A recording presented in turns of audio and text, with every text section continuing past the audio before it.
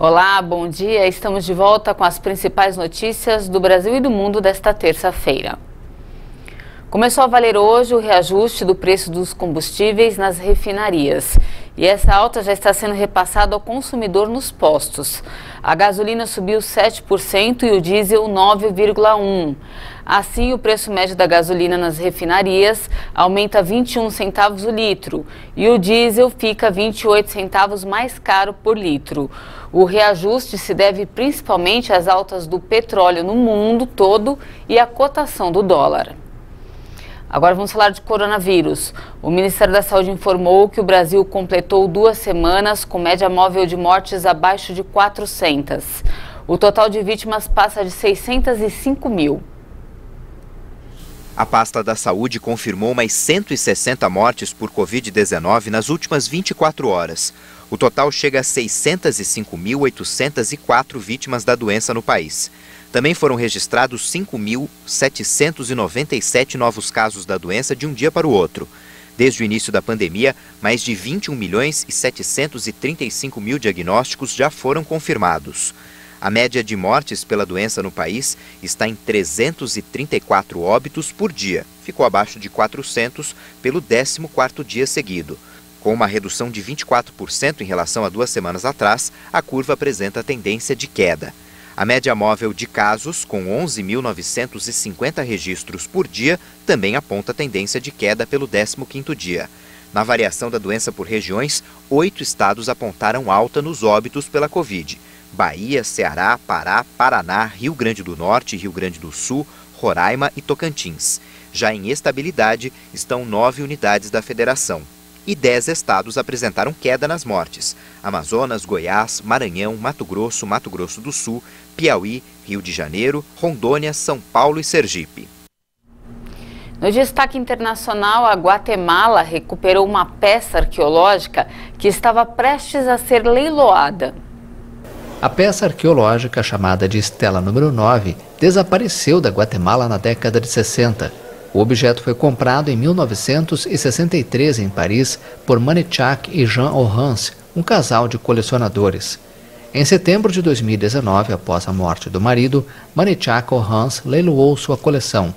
No caso da Guatemala, fotografias da estela tiradas em sua descoberta em 1899 foram preservadas, então a peça foi retirada do leilão. Por meio da mediação da França e da Unesco, Manichack Orrance optou por devolver voluntariamente a obra para a Guatemala. A estela maia, em calcário e com cerca de 50 centímetros de altura por 5 de largura, é a parte superior do penteado do governante IV de Pedras Negras.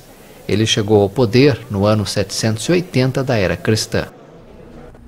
Com a alta no preço dos combustíveis, as atenções se voltaram novamente para os carros elétricos. O preço está pela hora da morte, né, gente? E não depender mais dos combustíveis fósseis se tornou objetivo de muitos países. A transição completa aqui no Brasil deve demorar. E nós vamos conhecer agora os prós e os contras de quem tem um modelo desse aqui no país. Vamos conferir na reportagem. Não bastassem todos os aumentos registrados este ano, o mercado agora prevê risco de desabastecimento de combustíveis e, com isso, preços ainda mais elevados. Isso porque a Petrobras informou há poucos dias que não conseguirá atender todos os pedidos de fornecimento de combustíveis para novembro.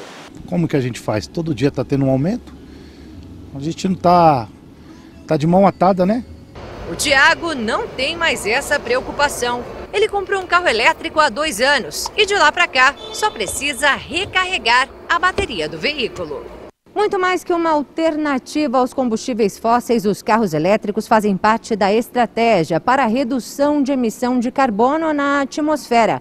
Algumas marcas já pensam em parar de produzir os automóveis a combustão.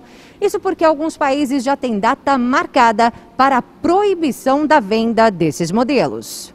Estados Unidos e Japão pretendem proibir automóveis movidos a motores térmicos em 2035. No Reino Unido, o prazo é 2030. E na Noruega, a previsão é mais ambiciosa, 2025. Isso porque, segundo dados do governo do país, no ano passado a venda de carros elétricos superou a de veículos a combustão.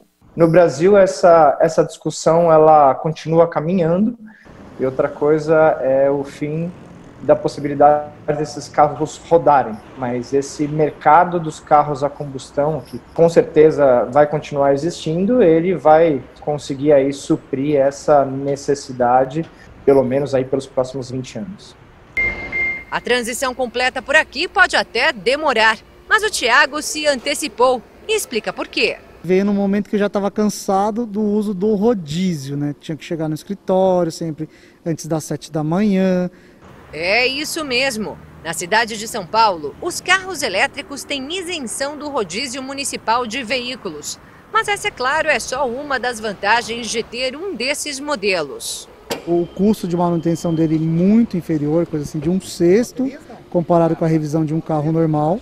E o seguro, a maior parte das pessoas fica preocupada, se você considerar o valor do carro em si, do bem, ele não sai tão diferente assim de um carro a combustão. Mas a maior economia está mesmo em não depender mais dos combustíveis fósseis. Eu estou há 2 anos só fazendo carregamentos em locais públicos como shoppings, supermercados, inclusive postos de gasolina, onde a maior parte dos lugares hoje não tem a cobrança do carregamento. Até agora, o Thiago rodou cerca de 38 mil quilômetros sem gastar nada. Segundo o bancário, uma economia de R$20 mil. Mas tudo tem 2 lados, então vão aí as desvantagens. Ainda é um carro de maior valor agregado, ainda não existe um grande mercado, né, de carros de segunda vida. Outro problema está na infraestrutura de recarga. A gente iniciou o ano com um pouco mais de 350 pontos e vai terminar esse ano com mais de 1000 pontos. Sem tantos pontos de recarga, fica difícil percorrer longas distâncias, porque 300 quilômetros é o que o carro roda com uma bateria cheia. E para carregar 100%, leva tempo. Os que carregam em 22 kW, eles vão fazer 100% do carregamento em 2 horas. Mas para o Thiago isso não é problema. Para ele o carro é só vantagens. Ele incentiva quem ainda não tem um.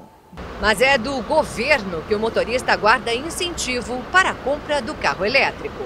O eixo governamental e as políticas públicas devem seguir, né, aí os apontamentos, as necessidades da população, que é uma agenda, como a gente já falou aqui também, muito pró, né, a sustentabilidade, a eficiência energética.